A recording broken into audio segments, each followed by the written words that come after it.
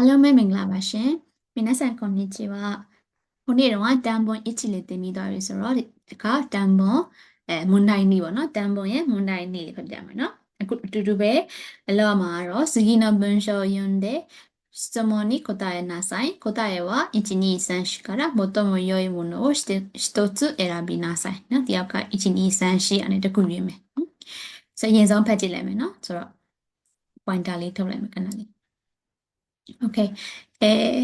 誰かの家を訪問するときに持っていく手土産はどんなものが良いのでしょうか。基本的には食べたり飲んだりして後に残らないものがいいでしょう。子供がいるか、お年寄りか、何人家族が食べられないものはないかなど、相手の事情を考えて選びましょう。すいません。ケーキなどであれば、家族の人数より2、3倍多めに持っていくと喜ばれます。また、買う店は訪問する相手の家の近くでない方がいいです。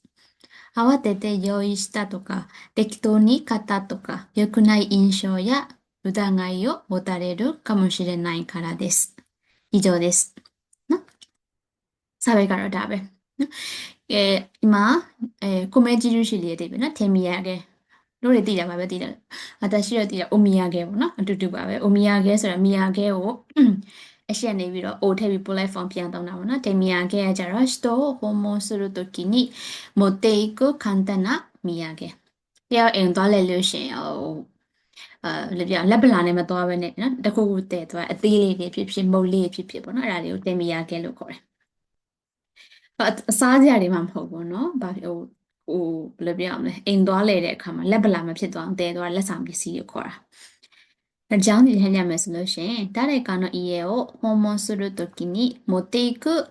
手土産はどんなものが良いのでしょうかဒီမှာတော့မသိရမရှိဘူးတူပဲเนาะအန်ဒရီယာပြီဆိုတော့เนาะတယောက်ယောက်ကအိမ်ကိုသွားလဲမယ်ဆိုလို့ရှိရင်ဟိုမွန်ကဘာလို့တက်လဲတာเนาะအဲ့ရလဲသွားမယ်ဆိုလို့ရှိရင်持っていくနော်တဲသွားရမယ်လက်ဆောင်လေးတွေရတဲ့ဘလို့ဟာလေးတွေဖြစ်မလဲနော်ဘလို့ပစ္စည်းမျိုးလေးတွေဖြစ်မလဲတဲ့အခြေခံအဖြစ်基本的にはဒါဂျပန်နေစကားပြောရင်လည်းအရင်တောင်းတယ်基本的にはအခြေခံအဖြစ်တော့ဆိုလိမ့်မယ်နော်ဒါပဲတတိနွန်တတိစတဲ့နော်ဝယ်တော့ကိုဝယ်သွားမယ်အခြေခံအဖြစ်ကိုဘလို့ဟာတွေဝယ်သွားတင်လဲဆိုလို့ရှိရင်စားလို့ကုန်သွားတာတောက်လို့ကုန်သွားတာနော်အတုန်နီနိုကိုရာနိုင်မို့နော်ကအင်းတဲ့ရှောပြောရမလဲလက်ဆောင်အမှတ်တရလက်ဆောင်ပုံစံမျိုးနဲ့ကြံခဲ့စရာမလိုနော်ဒီတိုင်းအိမ်သွားလဲလို့လာလဲတဲ့လူနဲ့လက်ပလာနဲ့မလာခြင်းလို့နော်လက်ဒီတယ်လာတဲ့ပစ္စည်းတွေဟာစားလိုက်တောက်လိုက်ပြီးကုန်သွားတဲ့ဟာမျိုးဆိုလို့ရှင်ကောင်းနေတဲ့နော်ခိုတို့မောကကြီးတို့ကတဲသွားရင်လေဟိုရိုးရိုးဟာဟိုဘယ်လိုပြောရမလဲပစ္စည်းဖြစ်ရင်ဖြစ်ရောတဲသွားလို့မရအောင်နော်ဘယ်လိုမျိုးတွေကြည့်ရမလဲဆိုရင်အိမ်မှာကလေးရှိလားအိုတိုရှိယိုဒီကနော်တက်ကြီးပိုင်းနေလားနော်သွားလဲမဲဂက်စ်ကဘယ်လိုသွားလဲမဲအိမ်ရဲ့အင်ရှင်ကတက်ကြီးပိုင်းလားဒါမှမဟုတ်ရှင်မိသားစုဆိုရင်ဘယ်နှစ်ယောက်ရှိတာလဲသူတို့မိသားစုဘာတွေဆိုရင်မစားကြဘူးလေနော်နာတော့အဲ့လိုမျိုးတွေနော်相手の事情を考えて選びましょうတစ်ဖက်လူရဲ့နော်သူသွားလဲမဲ့အိမ်ရဲ့အနေအထားကိုကြည့်ပြီးတော့မှတည်သွားမယ်လက်ဆောင်လည်းရွေးချယ်ကြမယ်နော်ケーキなどであればケーキတွေပါတယ်တည်သွားမယ်ဆိုလို့ရှိရင်လည်း家族の人数より2、3倍多めに持っていくと喜ばれます。ถ้าว่าเรามีသားစုက3ယောက်ပေါ့နော်ဒါဆိုလို့ရှိရင်ကိတ်မုတ်3ချမ်းအဲ့လိုမဟုတ်ဘူးနော်နှစ်ဆ3ဆဆို6ပါ6ချမ်းပါတာလို့10ချမ်းပါတာလို့နော်9ချမ်းထားပါတော့အဲ့လိုမျိုးပေါ့နော်အစိတ်6စိတ်ပေါ့အဲ့လိုဟာလေးတွေလက်သွားပြီးလို့ရှိရင်အင်ရှင်နဲ့လည်းပြောတာပေါ့နော်また買う店はနော်ဝယ်မဲ့နောက်တစ်ခုကနောက်တစ်ချက်ကまたဆိုတာနော်စကားကိုဆက်ပြောချင်တာနော်နောက်ပြောတဲ့ဆိုင်ဝယ်တဲ့ဆိုင်ရလဲ訪問する相手の家の近くでない方がいいですကိုသွားလဲမဲ့အိမ်ရဲ့နေတော့မှရှိရဲ့ဆိုင်မဟုတ်ဆိုင်ရနေမဝယ်တာကောင်းတယ်ပေါ့နော်ဘာဖြစ်လို့လဲဆိုရင်အာဝတဲတဲနော်ဒါခန်းကြီးနေတော့မရေးထားဘူးအာဝတဲတဲဆိုတာကအအလင်းစလို့အလောတကြီးနော်အလောတကြီးယောယီစတတော့ကယောယီဆို prepare နော်ဘာလို့လဲဆိုရင်ပြင်ဆင်တာနော်အလင်းစလို့နဲ့ပြင်လိုက်ရဟာကြုံမဝယ်ထားပဲတည်မလားအိမ်နာရောက်ခဏဒီမှာလက်ပလန်လည်းလို့မကောင်းဘူးဆိုပြီးတော့သွားလဲမယ်အိမ်နာပစ္စည်းကိုသွားလဲမယ်အိမ်နာမှာအလွယ်တကူရနေတဲ့ပစ္စည်းကိုကောက်ဝယ်ပြီးတော့ပေးလိုက်တာမျိုးတွေမလုပ်ရဘူးနော်တက်ကီတိုးဆိုတာဘာလဲဆိုရင်ဟိုပြပြစလွယ်လို့ပြောရမလားဗောနော်ပြပြnegative ဘက်ပါတယ်ပြပြစလွယ်လို့ဘာသာပြန်တာလဲမှန်ချင်မှမှန်မယ်ဒါပေမဲ့တက်ကီတိုးဆိုတာဘာလဲဆိုရင်အစင်တွေလုပ်လိုက်တာနော် ပြစလွယ်ဆိုနော်ဒါဆိုတော့ negative image ပါတာဆိုတော့လေနော် tekstoni kata တော့ကအစင်မတလို့ဝယ်လိုက်တာလူတွေဘာလဲစဉ်းစားမနေတော့ဘူးဘယ်သူဘယ်အိမ်သွားလဲမှလဲဆိုတော့လည်းမကြည့်တော့ဘူးအစင်မတလို့ဝယ်လိုက်တာနော်အဲ့လိုမျိုးတွေအစင်မတလို့ဝယ်လိုက်တာမျိုးနော်အလင်းတင်လို့ပြင်ဆင်လိုက်တာအလင်းတင်လို့ဆိုတာမဟုတ်ဘူးနော်သူ negative ဆိုတာအစင်မတလို့ဝယ်ထားလိုက်တာပြီးစလည်းဝယ်ထားလိုက်တာဟိုအလောတကြီးနဲ့ပြင်ဆင်လိုက်တာကြိုတင်ပြင်ဆင်မှုမရှိပဲနဲ့နော်မာရဲ့ဂျွန်ပြီးမရှိပဲနော်ဒီဇိုင်းဂျွန်ပြီးမရှိပဲနဲ့နော်ကြိုတင်ပြင်လိုက်တာအဲ့လိုဆိုလို့ရှိရင် yokunai inshot ဆိုတာ image ကိုပြောတာနော် impression မကောင်းဘူးပေါ့နော်ပြီးရင် utangai yo motare တို့နော်yokunai utangai yo motare တို့ဆိုတာဘာလဲဆိုလို့ရှိရင်အထင်လွင်အဲအထင်အမြင်လွဲမှားတာကိုပြောတာနော်အဲ့လိုမျိုး image မကောင်းတော့ကိုယ့်ပေါ်ဆိုလို့ရှိရင်အော်တော့ဒီလူမျိုးပဲเนาะ TikTok လုပ်တဲ့လူမျိုးပဲဆိုရယ် image တွေကိုယ့်ပေါ်တက်ရောက်နိုင်တယ်အထင်မှားနိုင်တယ်တဲ့เนาะအဲ့လိုမျိုးအကြောင်းပြချက်တွေရှိတယ်ပေါ့เนาะအဲ့တော့အိမ်သွားလဲမျိုးဆိုလို့ရှိရင်ဒီလိုအချက်တွေကိုကြည့်ပြီးတော့လဲသွားကြပါပေါ့เนาะကဲဒါ paragraph ရဲ့ဟာအဲ့ paragraph တစ်ပိုက်လုံးနားလည်ပြီပေါ့เนาะအဲ့တော့ဒီမှာ上の文章で進めていないことはどれか進めていないနော်အပေါ်ကဘွန်းရှော့အပေါ်ကစာပဲကိုဖတ်လိုက်ပြီးတဲ့အခါမှာနော်進めていないဆိုဖြစ်လဲဆိုရင်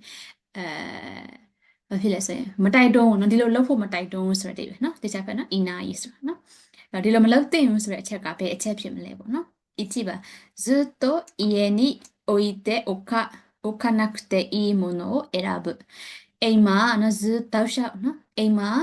ထားเสียမလို့တဲ့ပစ္စည်းမျိုးရွေးမယ်ဟုတ်တယ်လीနော်ချက်ချင်းဘာဖြစ်လဲဟိုဒီမှာလေအတုန်နိနိုကိုရာနိုင်မုံနိုကအီးတဲ့ရှော့ဆိုဖြစ်လဲနော်မကြံခဲ့မဲ့ပစ္စည်းကကောင်းတယ်ဆိုစားပြီးတောက်ပြီးကောင်းသွားတဲ့ဟာမျိုးကကောင်းတယ်အဲ့တော့ဒါကစာပါထဲမှာပါတာဆိုတော့မှန်နေတဲ့အချက်နော်သူကမမှန်နေတဲ့အချက်အိုဆူဆူမဲတဲ့အီနိုင်အချက်ကိုရွေးခိုင်းတာဆိုတော့အီချီပန်ရွေးလို့မရဘူးနော်အီချီပန်ကမှန်နေတယ်ဆူဆူမဲလောက်ထားတဲ့သူနော်2番訪問する家の近くで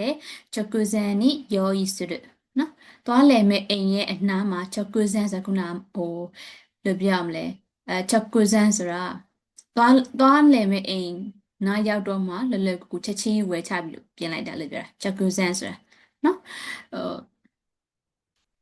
အိမ်နားမှာပဲချက်ချင်းဝယ်လိုက်တာမျိုးအဲ့လိုမျိုးတွေရောရည်စုလို့တဲ့နော်ဒါမျိုးလောက်ရမယ်訪問する家の近くで直前に用意するသွားလည်မဲ့အိမ်နားမှာဝယ်ပြီးတော့ပြင်လိုက်မယ်ချက်ချင်းဝယ်ပြီးပြင်လိုက်မယ်ဒါကဘာဖြစ်လဲအပေါ်မှာဆူဆူမဲမလောက်ထားဘူးเนาะသူပြောတယ်เนาะ訪問する相手の家の近くでない方がいいですเนาะအဲ့တော့2番ကသူဆူဆူမဲမလောက်ထားတဲ့အချက်ဆိုတော့2番ကမှန်နေပြီเนาะစမ်းမှန်တဲ့ညမှာဖတ်ကြည့်မယ်相手の年数や家族構成などを考えて選ぶနော်တစ်ဖက်သွားလည်မယ်တစ်ဖက်လူပေါ့နော်တစ်ဖက်လူအိမ်ရဲ့မိသားစု